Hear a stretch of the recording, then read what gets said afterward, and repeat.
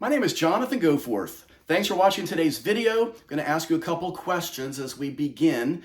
I've been a realtor for 25 years, and the last 3 years, I'm fortunate to be listed in Forbes magazine as one of the top market leaders in the country. And so today we're going to talk about 2 real estate vocabulary words. As we get started, I guess I'm supposed to say I'm licensed in Missouri and Kansas.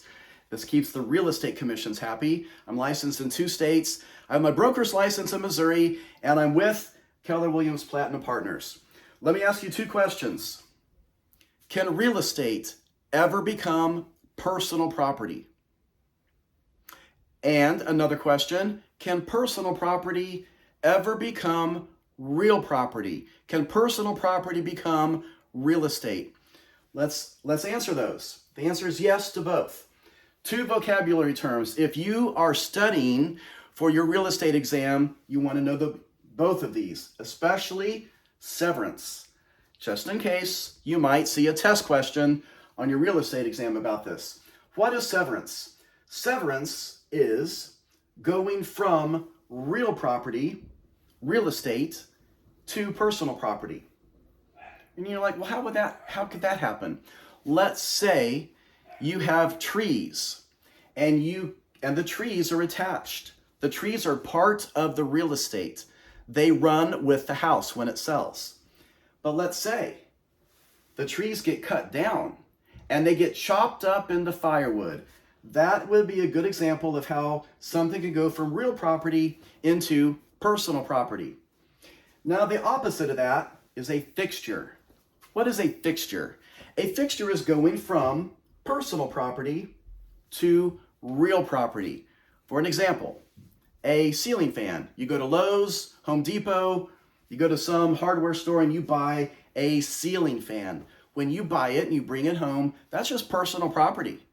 But when you attach it to the ceiling, it now becomes real property. It's part of the real estate. It stays with the house.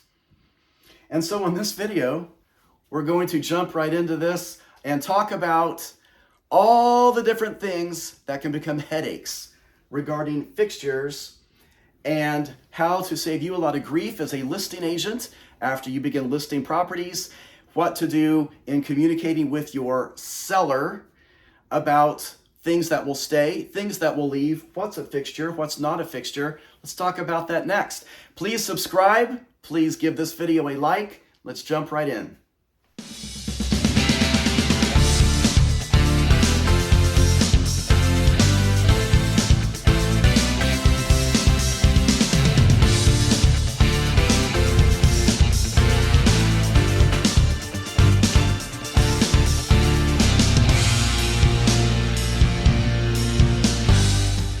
So now you know the difference between severance and a fixture. These, for the most part, are fixtures, but a couple of these are still personal property. But we're going to talk about this list because this is your nightmare list. What can happen to your sellers as a result of the sellers being naughty? They take things they're not supposed to. They leave things in the house they were not supposed to. And you have a problem with the buyer after closing. So you as the listing agent and as a brand new realtor, since you're about to take the test and now you needed to know the difference of severance and what a fixture is, let's talk about what happens after you're licensed and you begin your career. You're a listing agent. You're going on a listing appointment. And so your seller, who is going to be listing their house, has to fill out a seller's disclosure.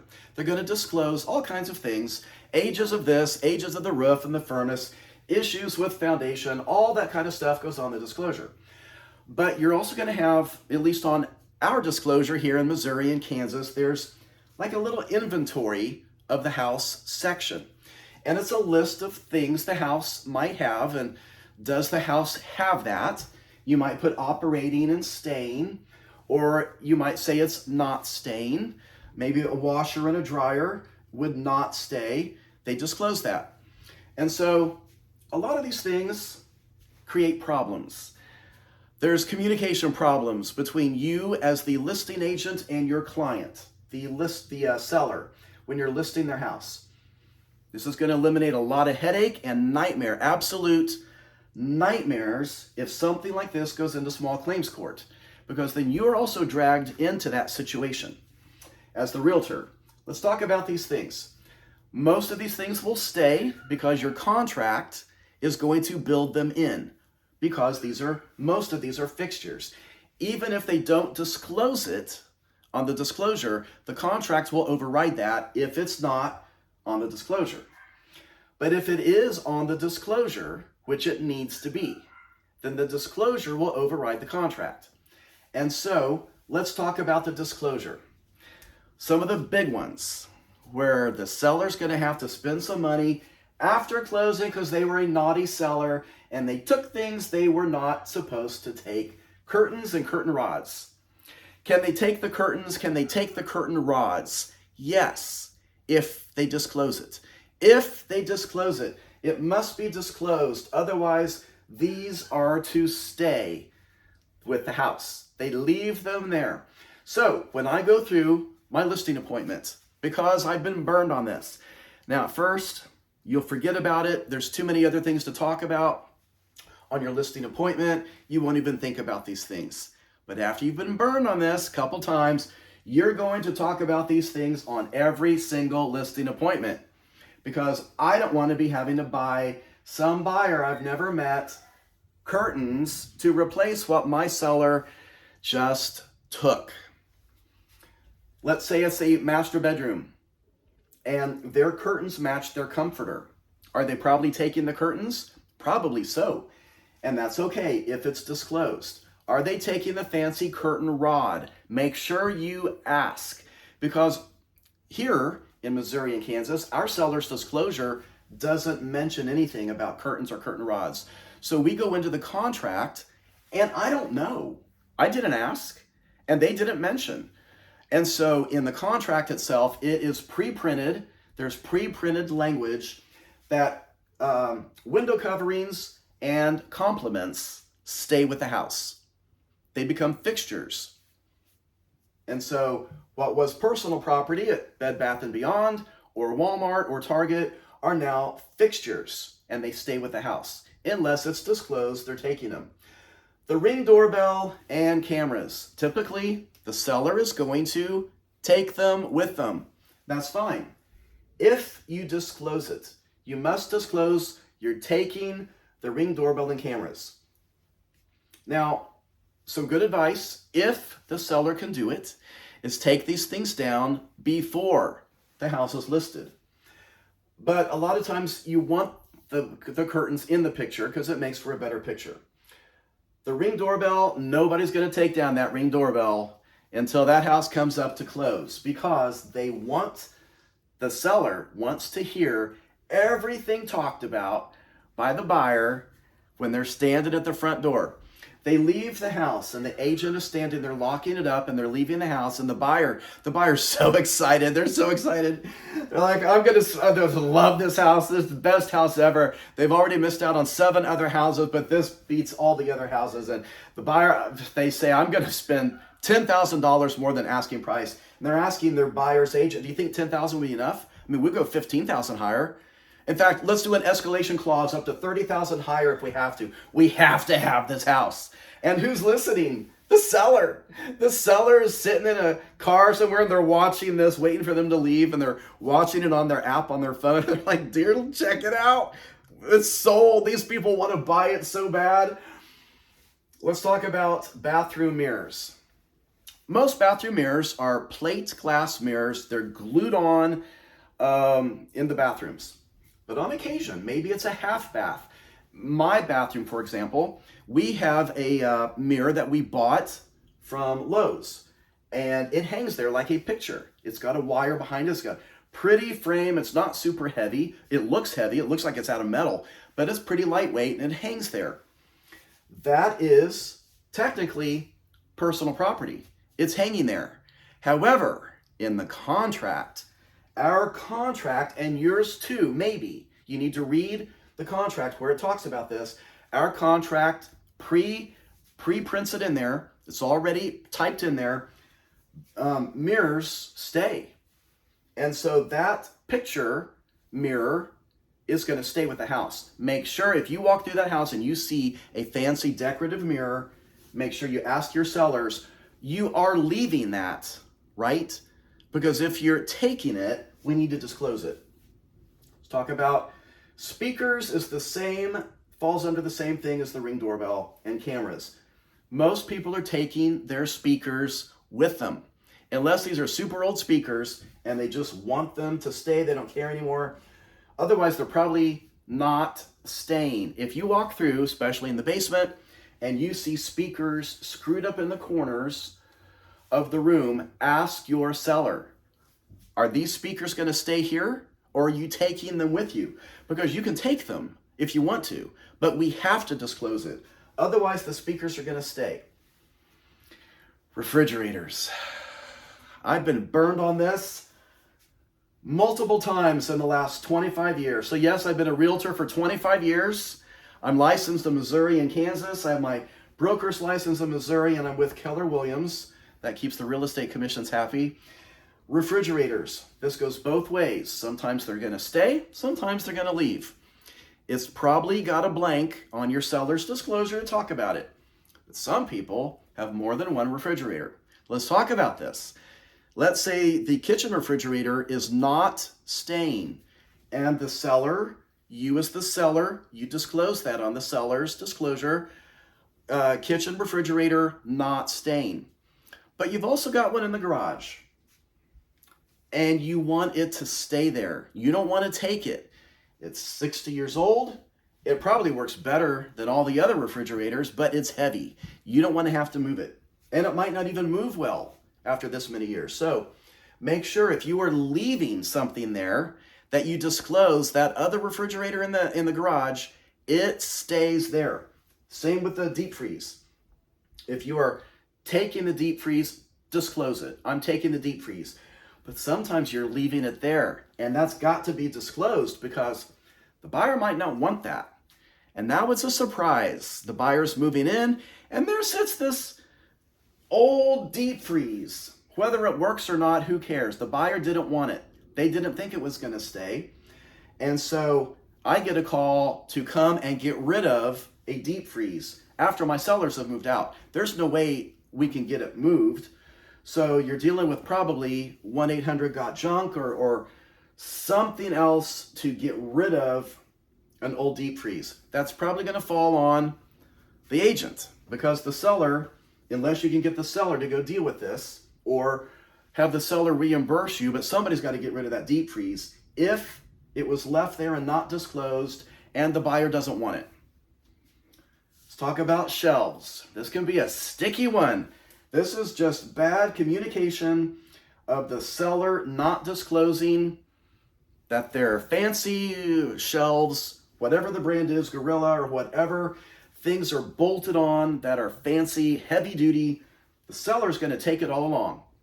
They're not going to leave their hundreds of dollars in fancy shelves that are really just standing there, but they are bolted in at the top so the whole thing can't tip forward. Are they attached? Yes. They're a fixture. They're included. So can you take them? Yes, if you disclose it. And disclose the shelves in the garage are not staying. This is another one I got burned on a while back. A little cabinet in the bathroom. It was screwed in, and it was, I don't know where they got it from. It was really neat looking, maybe IKEA, maybe Bed Bath & Beyond. Who knows where they got it from, but it wasn't cheap. And it was a little tiny shelving unit, and it hung up over the toilet, and it had doors, mirrored doors. It was really, really pretty nice. Was it attached? It was. It was attached. And what's worse, not only did my sellers take it, but they didn't paint the wall behind it. So now it's even more obvious the little storage cabinet's missing. So I get a call from the buyer's agent, your sellers took the storage cabinet. So I got to call up my seller, say, guys, did you take the storage cabinet that was screwed in? And they're like, oh yeah, that was ours. I'm like, well, it stays there. You're going to have to take it back. And now it becomes a fight. Now here's the issue with all of this. I've got a good one for this. these issues can go to small claims court. There's value attached to all of this, plus the value of having these things installed. Maybe the value of having things removed and hauled off. These things have value to them. And so does sentimental things. So the light fixture in question on this one was a 80-year-old stained glass. Had I known, I would have had them remove this light fixture, and it hung over the breakfast table. I assumed it would stay. It wasn't all that pretty, but to the sellers, my clients, it was priceless because it had been passed down from great grandparents from house to house to house. And so in their head, of course they're taking it. And so they did, they took it. Well, my buyers loved it, or not, the buyers loved it. My sellers took it, and I get a call from the buyer's agent. You're not going to believe this, but your clients, the sellers, they took it. They took the light fixture that hung down in all my pictures. It's obvious it was there. And so that became a mess. The buyer really wanted it, especially the buyer always wants what they can't have. So I will say this, some advice. If there's a way to get rid of some of these things before you list it, it will eliminate headaches, because many times the buyer wants what they can't have. And they will make sure a special light fixture will stay because they really want it. It fits perfect there. So if you can, this is something that should have been removed before I listed it. So if you see something weird in the house while you're talking about everything else on the list, I ask every time, I don't suppose you guys are taking any light fixtures, are you? Because I really need to know that. I'm not going through that again, dealing with that. And they'll usually say, no, of course not. We're leaving all the lights here. But sometimes you never know what strange items are about to be taken away that somebody's going to be responsible for. Now, where would this go? If this can't be resolved, here's where this goes. Just so you know, as the buyer, what happens to you? You're the victim now. The seller ripped you off and took something that was supposed to stay.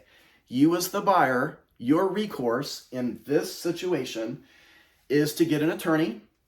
You need to at least seek the advice of an attorney, and your recourse would probably be going to small claims court, because these don't have a lot of value, but that would be your recourse. Now, in a situation like that, the seller is probably going to lose, because these things were supposed to stay if they're built in, or things were supposed to have left.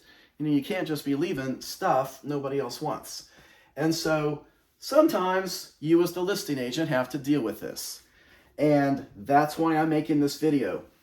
This is just good communication between you and your seller before you list it, to get all of these things answered before you go in MLS, so that there are no surprises. Now, I remind my sellers going up to closing, make sure that you, depending on what is supposed to stay, I say, make sure you leave your kitchen refrigerator. If they're leaving that washer and dryer, make sure you guys leave the washer and dryer. Don't let the moving company take those, because sometimes they will. They'll take them on accident. I've even had my iBox get packed. The moving company takes it, and I lose my iBox. It's gone into storage. This has just got to be good communication between you and your client to make sure everything is addressed, everything is very clear and disclosed on that seller's disclosure. I hope you enjoyed this. Please subscribe to my real estate videos. Please give this video a thumbs up. Give me a like. It just makes me feel good. And happy selling.